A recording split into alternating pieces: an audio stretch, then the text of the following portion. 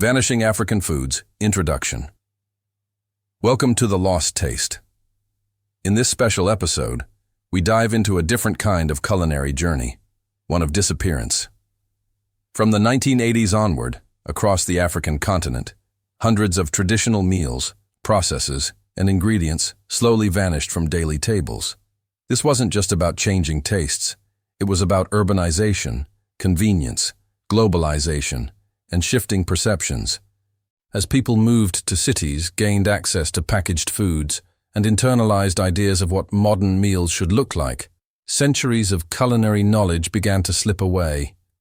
This isn't just nostalgia, it's a call to remember.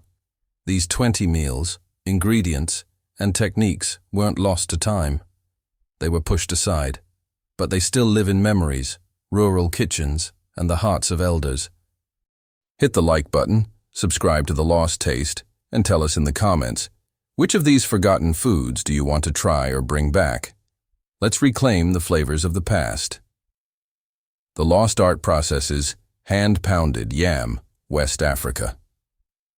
Once considered the only proper way to make yam fufu, this process involved two people rhythmically pounding hot, boiled yams in a wooden mortar with heavy pestles until silky smooth. It required strength, timing, and patience. The pounding could be heard from blocks away. But today, most families have replaced this with instant poundo yam flour. While convenient, it lacks the texture and taste of the original. What's lost isn't just flavor, it's a ritual. Hand-rolled and double-steamed couscous, North Africa, before boxed couscous, making it was a sacred communal affair.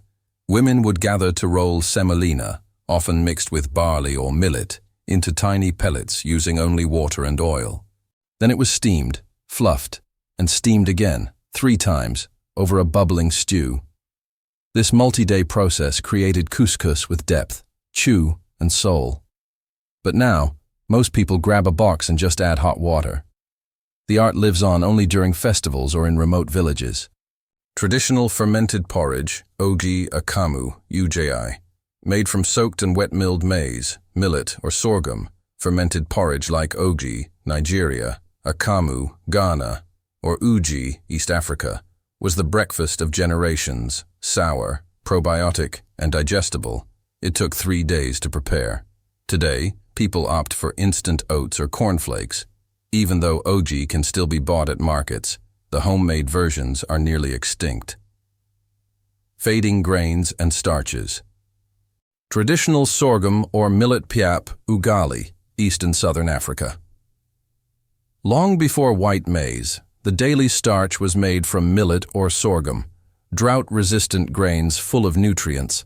These dark, earthy porridges were staples, but colonization, subsidies, and marketing campaigns made white maize look clean and modern. Today, the native versions are rare, kept alive only in traditional ceremonies or elder-run homes. Fonio porridge, West Africa. Tiny, ancient, and powerful, fonio is one of the oldest grains in Africa. It cooks fast and is packed with nutrients. Fonio porridge was once a daily meal in the Sahel, but as rice and wheat invaded diets, fonio was pushed aside.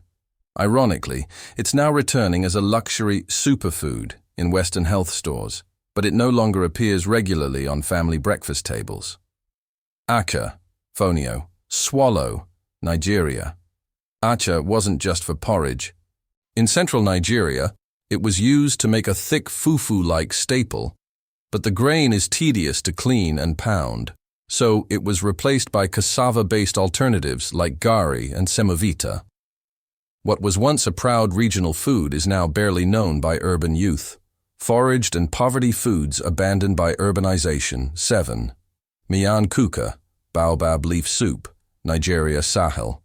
Made from powdered baobab leaves, this northern Nigerian soup was nutritious, slightly slimy, and full of flavor. But it's heavily stigmatized as village food. Urban migration, modern kitchens, and a preference for tomato-based stews led to its decline. It's still made, but quietly, mostly by older women. Morogo, wild spinach, Southern Africa. Morogo wasn't one plant. It was a mix of wild greens, foraged near the home, you'd find amaranth, pumpkin leaves, spider flower, and more. Each family had its own blend. But you can't forage in a city, so morogo was replaced with spinach or cabbage from the market. The biodiversity disappeared with it. Edible insects, palm weevil larvae, mopane worms. From Central to Southern Africa, insects were once prized proteins. Mopane worms were dried and fried. Palm larvae were stewed. They were rich, sustainable, and free. But they're now mocked as bush food.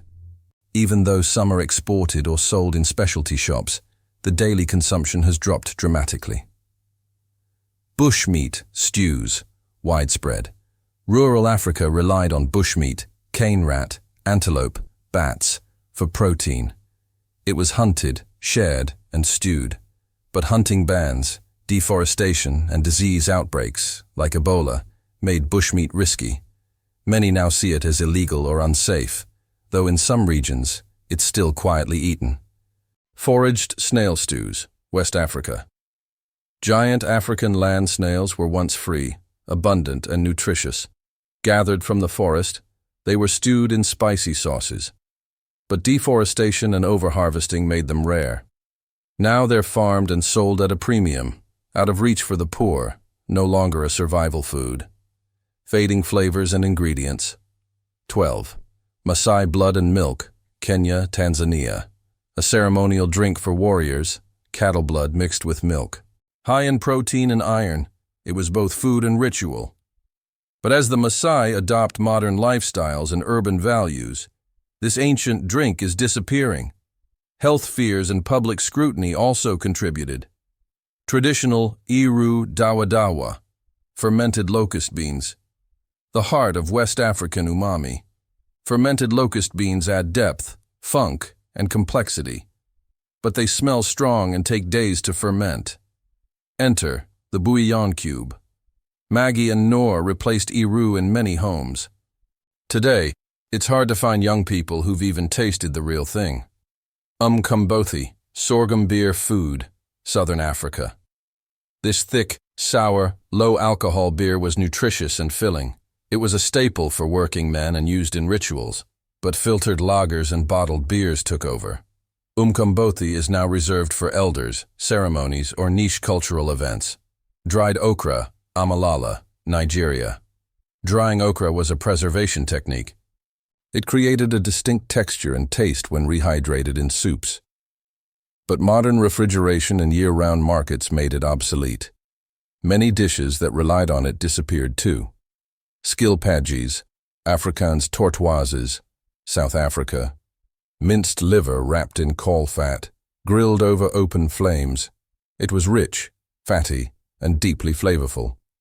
But as offal became unfashionable, this classic braai item vanished.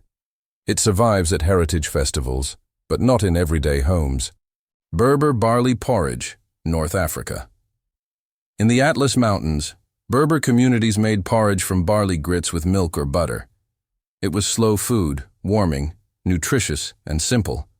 But the rise of baguettes, croissants, and Nescafé pushed it out. Even in mountain towns, it's now rare. Conclusion. These 20 foods, techniques, and flavors represent more than just meals. They represent knowledge, memory, and culture. Urbanization, modernization, and global influence didn't just change what people eat, they erased traditions, but they can be revived.